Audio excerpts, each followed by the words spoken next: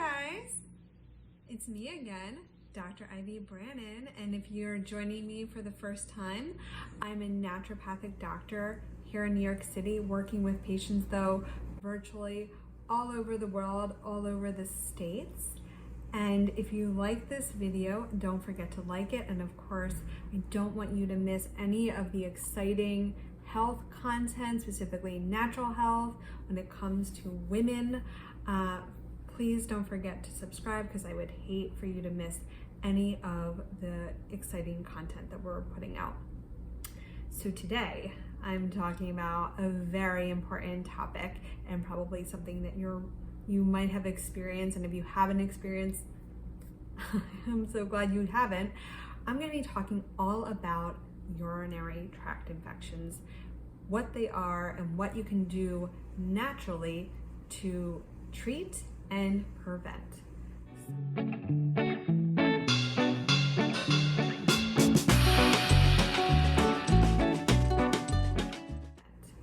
So let's just start off. What is a urinary tract infection, also known as a UTI, or even another term is cystitis?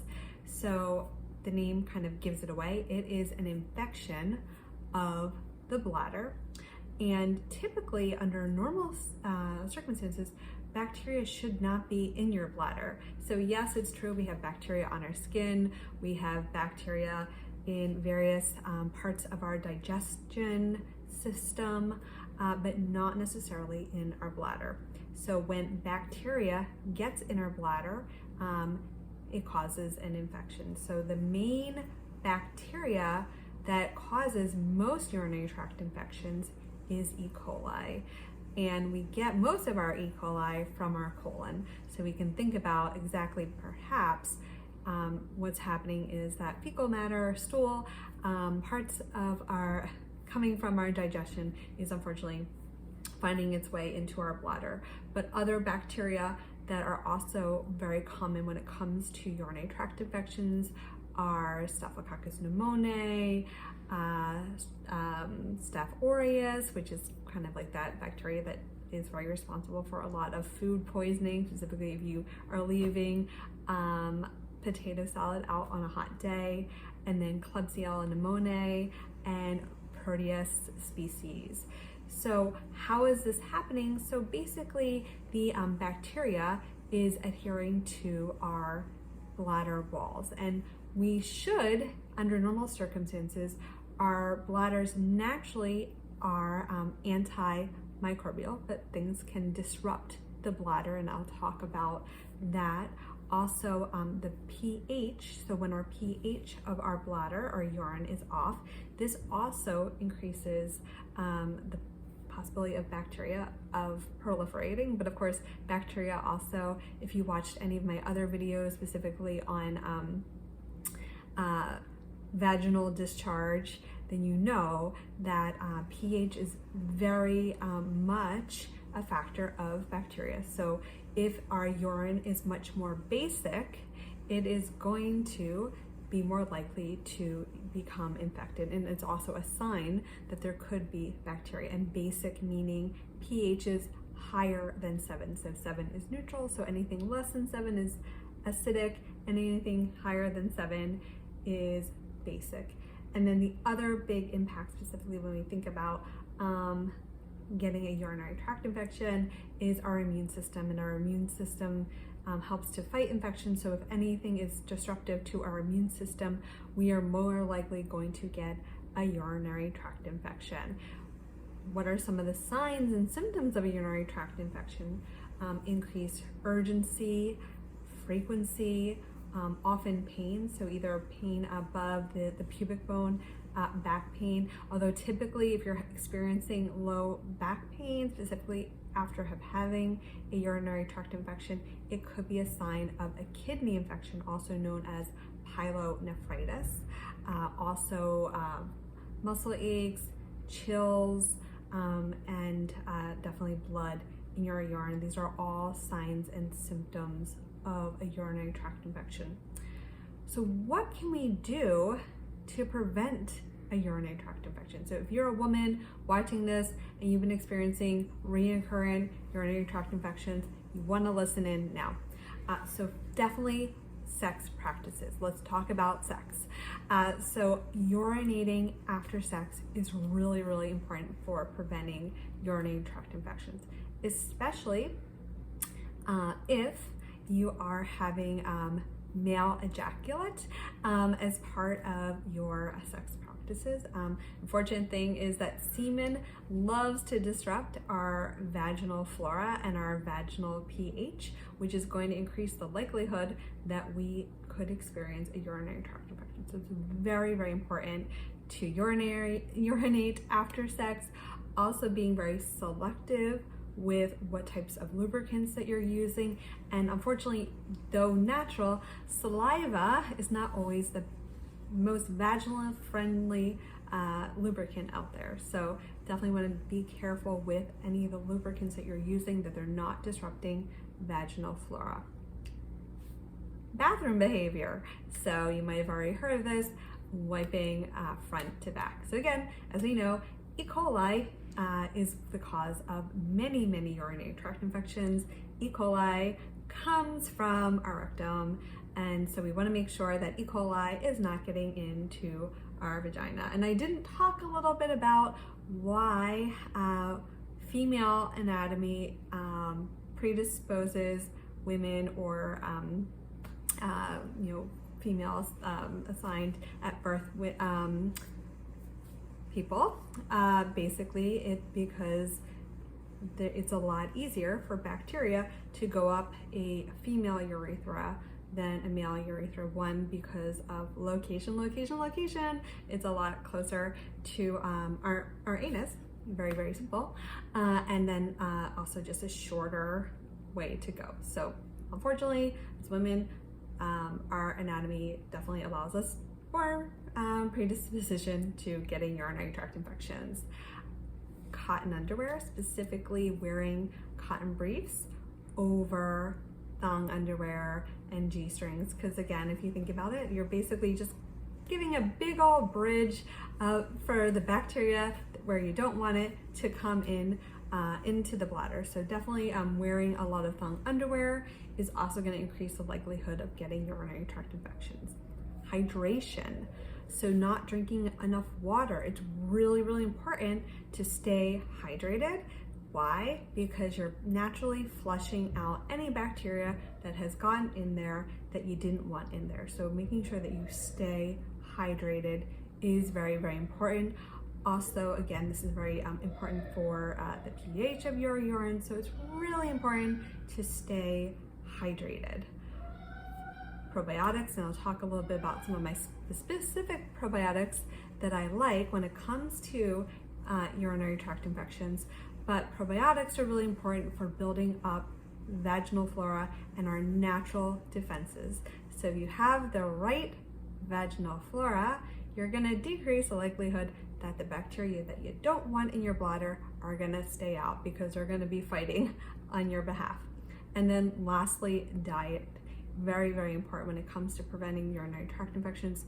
So diets high in sugar, refined carbohydrates, and alcohol, all these are going to increase the likelihood that you might get a urinary tract infection. So staying away from sugar, refined carbohydrate, and alcohol as much as possible, specifically if you think you might be coming down with a urinary tract infection. So how do you treat a urinary tract infection? What do you do if you find that you're having to go to the bathroom, you're seeing blood in your urine, you're very uncomfortable? What is the course of action?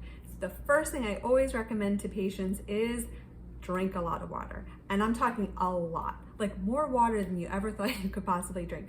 Very often, just by drinking a heavy amount of water within a 24-hour period can actually knock out a urinary tract infection.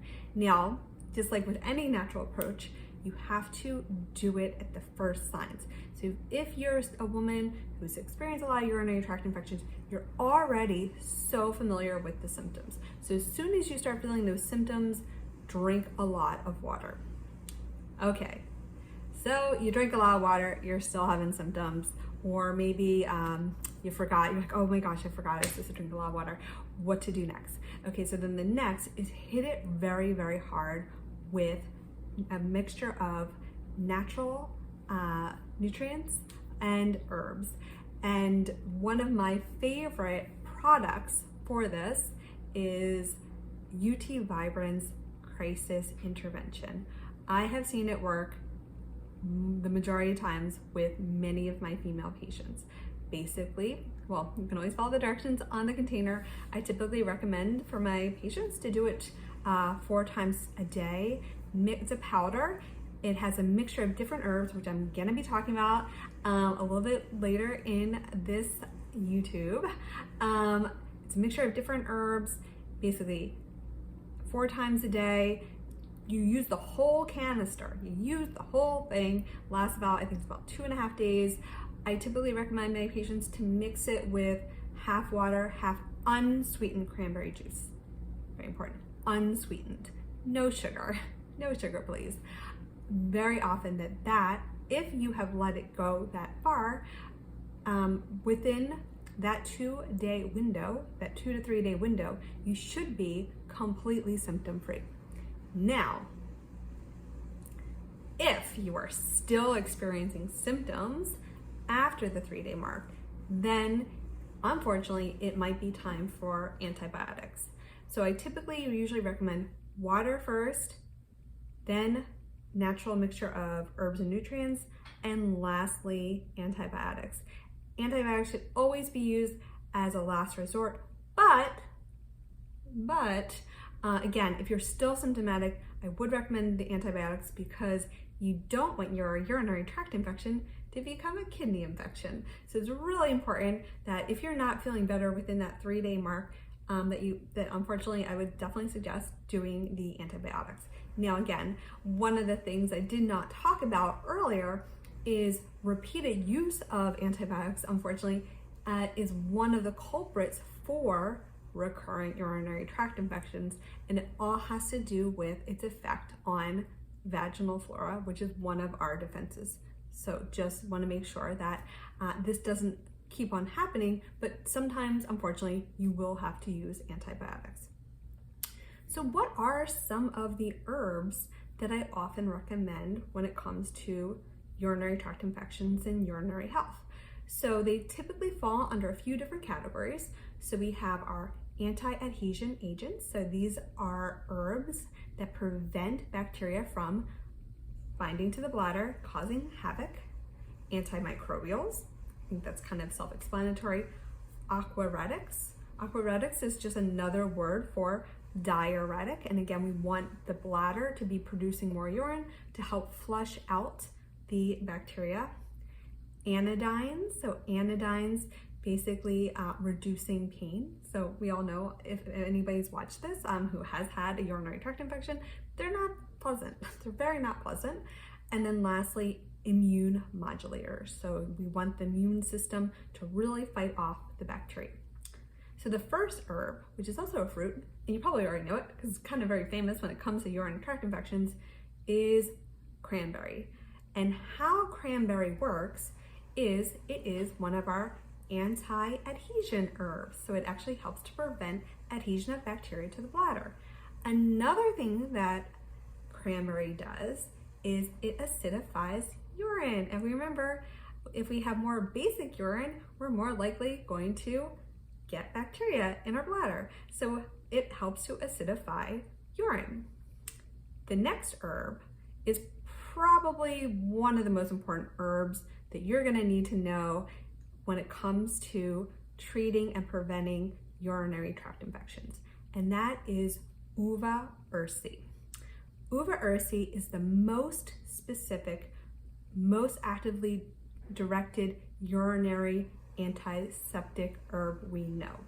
And it's also one of the components of the UT Vibrance formula.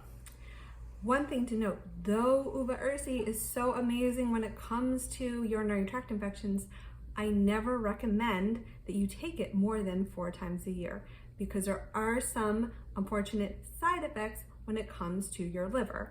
But using it less than 4 times a year is definitely pretty conservative safe zone, but I always recommend my patients that this is not an herb that you're going to use very often, but it's very powerful when it comes to urinary tract infections.